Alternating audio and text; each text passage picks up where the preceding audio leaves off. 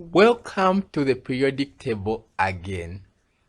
When we started language of chemistry, we talked about the periodic table. This time we're going to go deep into the periodic table.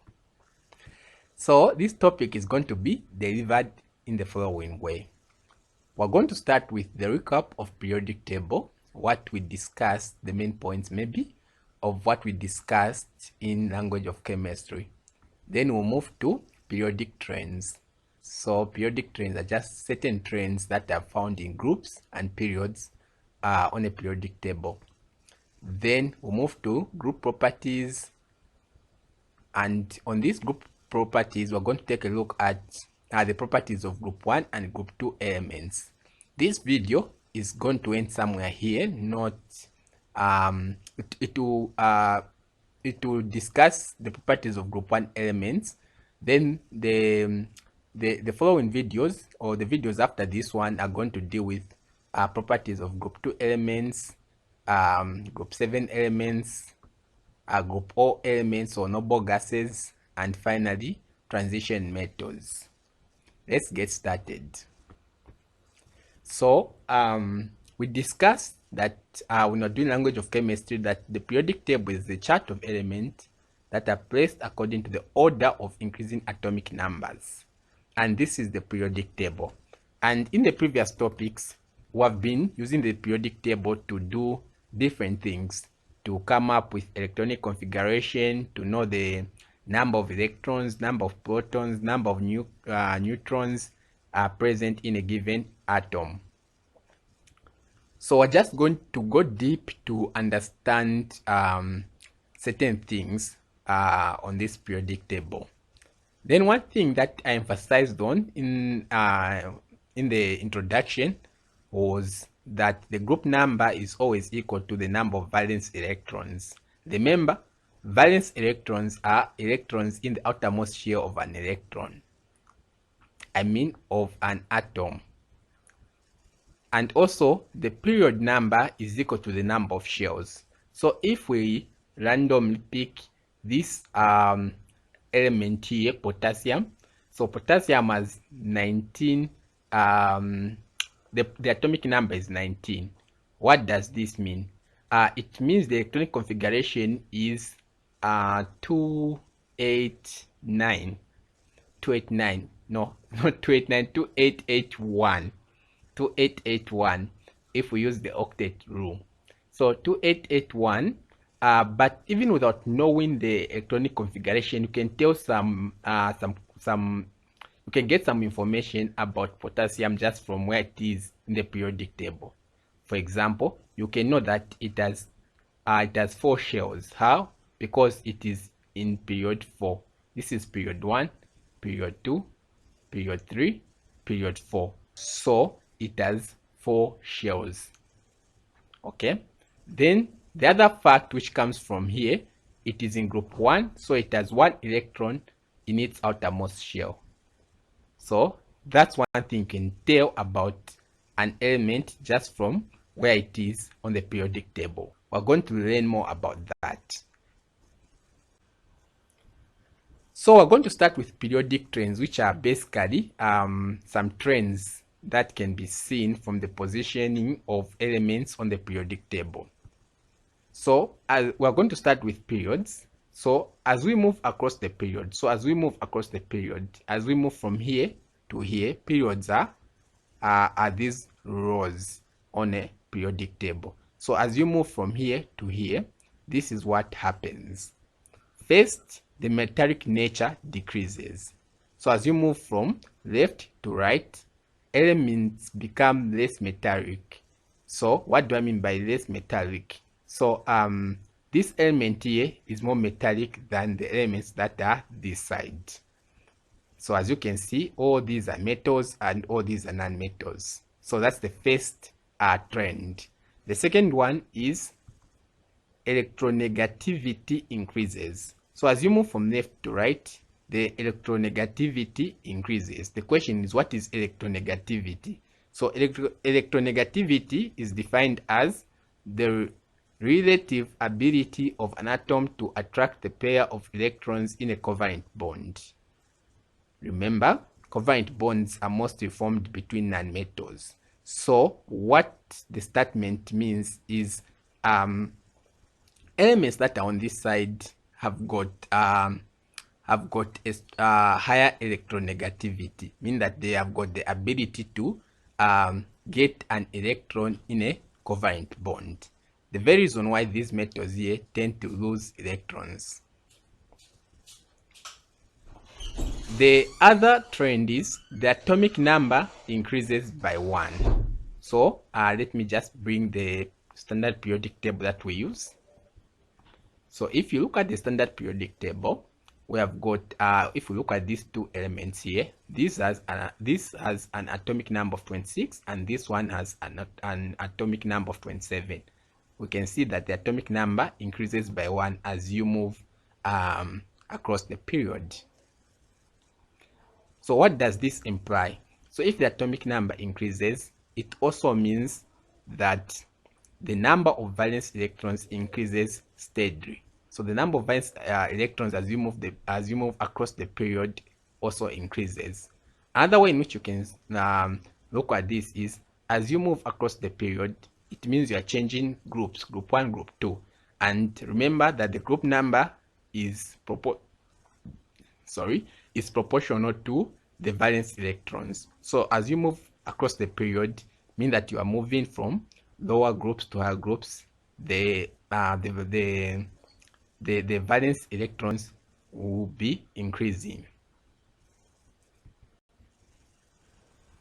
Next, we look at what happens when you are moving down the group, that is from top to bottom. So as you move down the group, from top of the group to the bottom of the group, are there any common observations? The first is the metallic nature increases. So as you go down the group, elements become more metallic. So the element here is more metallic than the element here, which is more metallic than the element here. Also, the atomic number increases. So then we have some common properties that are shared by elements in the same group. One, they have the same chemical properties. There are some common properties, and one property is they have the same chemical properties. I don't know if you have gotten that, but let me maybe rephrase that again. So elements in the same group have the same chemical properties. That's one. It's different from a trend where we see some changes as we move down the group, because this is uniform. So elements in the same group have the same chemical properties. Also, they have the same number of valence electrons. Elements in group 1 have 1 valence electron. Elements in group 2 have 2 valence electrons. Elements in group 3 have 3 is here, have 3 valence electrons, just like that. So there's some confusion on the periodic table. The first is the position of hydrogen. Hydrogen has a valence electron of 1, and it has a strange behavior. What's the behavior? Hydrogen is placed between group 1 and group 7 because it behaves like group 1 and group 7 elements. So group 1 elements tend to lose 1 electron, and hydrogen does that. Also, group 7 elements tend to gain 1 electron. Hydrogen also does that. In short, it can form both ionic and covalent bonds. And because of that, the fact that it acts like a metal and also like a non-metal, it is placed somewhere between group 1 and group 7, in between. Then there's another thing that you should notice on the periodic table. There is a zigzag diagonal line, which of course cannot be seen, but with the new chemical eyes that you are acquiring, you should be able to see. So if you look at this periodic table, these are metals, these are metals, all these are metals. They're called transition metals. We're going to start them also. Then on this side, these are non-metals. To be specific, they are gases. These are also non-metals. These are also non-metals. So where is the demarcation between metals and non-metals? The demarcation is here. So there's this zigzag block here which separates metals and non-metals. and elements that are near this zigzag are called metalloids or semi-metals. These elements are metals and they are also non-metals. They are both metals and non-metals. So their behavior is between metals and non-metals. So, in summary, elements near the line are called metalloids or semi-metals. They have characteristics of both metals and non-metals. So we're going to start the next stage after discussing the trends on the periodic table. We're going to visit each of the groups with some properties and some trends within the group. Some trends cannot be extended to other groups because they are group specific, or they can only be true in a given group. So we're going to start with group 1, then we'll move to other groups. This video is going to end on group 1. So what are some common trends on group 1? So group 1 metals are called alkali metals. They are called alkali metals because they react with water to form alkaline solutions. So there are basically 3 types of solutions in chemistry. They are, and by type I mean in terms of the measure of how acidic or we haven't done a certain topic, so I don't want to go deep. So in short, I'll just make this as simple as possible, but I'll explain when we do the topic. So when it comes to how acidic a solution is, solutions can be defined to be acidic, alkaline, or neutral. So alkali metals have got a tendency of forming alkaline solutions. Alkaline solutions are opposite of acidic solutions. So that's why, because these metals, group 1 metals, tend to form these solutions, alkaline solutions, they are called alkali metals. So group 1 metals are very reactive because they have one electron in the outermost shell, so they can easily lose it. Because of that, group 1 elements do not occur naturally as free elements. So because they are very reactive, they end up combining with other elements and therefore form compounds. So they occur as rocks or in compounds that are already formed, such as rock salt. So another interesting thing is how to identify group 1 elements. So how do we identify group 1 elements? How can you say that this is this group 1 element, this is this group 2 element? How can you differentiate francium from lithium? So group 1 elements and their compounds give characteristic colors in a flame. So there are some colors that can tell you when you burn a group 1 element, you'll be able to tell if this is lithium, if this is sodium, and the likes. So these are the examples. Lithium, when you burn it, it's going to give you a red flame. Sodium is going to give you a yellow or orange flame. Potassium is going to give you a pinkish flame. And if you can look at the periodic table, lithium is on the top, sodium follows potassium. So there is a certain trend here for your own mastering. You can say that as you go down the group, the reddish of the flame reduces. At first it is red, it becomes yellow, then it's pinkish. Something for you to something to use as a memory aid. So how do we store group 1 elements given the fact that they are very reactive? Group 1 elements are stored under oil to prevent them from reacting with atmospheric air or water. So air and water cannot penetrate oil, so that's the reason why group 1 elements are stored under oil. So we go to physical properties of group 1 elements. So what are some of the physical properties of group 1 elements? So here are the physical properties. First, they are soft metals which can be cut with a knife. So if you get a group 1 metal like lithium or sodium, you can cut it with a knife. But it's a metal, but you can cut it with a knife because they are very soft. Second, they are good conductors of heat and electricity. Third, they have low densities and dense float on water. So when you put it on water, it will just be floating.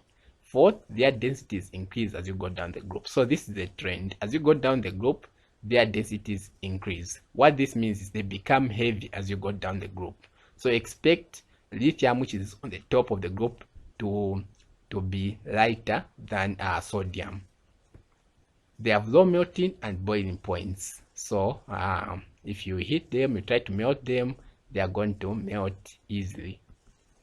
Their melting point decreases as you go down the group. So as you go down the group again, their melting point decreases. Then we go to chemical properties of group 1 elements. First, they have a single electron in the outermost shells. You should know this because they are in group 1, so they have a single electron in the outermost shell. 2, they lose their single electron in the outermost shell to form ions with positive 1 charge. Okay, this one should also be intuitive from what we have discussed already. 3, they are powerful reducing agents because they lose electrons. This is one of those things which you have to master. I'll explain when we reach a topic where this is going to make sense about reducing agents. 4th, they react with oxygen to form basic oxides. So remember, group 1 elements are very reactive, but whenever they are in contact with oxygen, they react with oxygen to form basic oxides. Basic oxides are just compounds whose name ends with oxide, like lithium oxide, sodium oxide, just like that.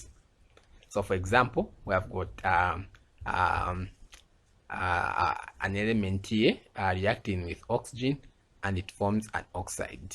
So this is a reaction which demonstrates how they form basic oxides.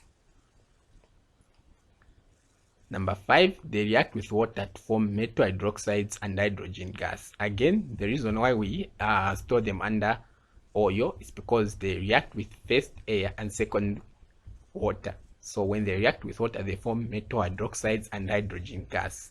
So metal hydroxide is anything that has the first name, it's the name of the metal, the second name, it's hydroxide, like lithium hydroxide, sodium hydroxide. So that's what they do. But when they react with metals when they react with water to form metal hydroxides, hydrogen gas is also a byproduct. So a good example is lithium reacting with water to form lithium hydroxide and hydrogen gas.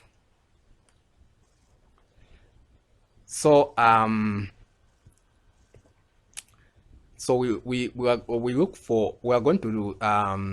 going to end this part with one trend in chemical reactivity of group 1 elements. We have seen some trends like physical trends or trends in the physical characteristics, such as the density, which increases as you go down the group, and the melting and boiling point, which reduces as you go down the group. Now we're going to start one of the common trend, which is the chemical reactivity of group 1 elements. So we know that they are all reactive, but there is also a trend in the way they react. So the reactivity of group 1 element increases as you go down the group. So as you go down the group, the reactivity increases. In short, elements that are down are more reactive than elements that are up.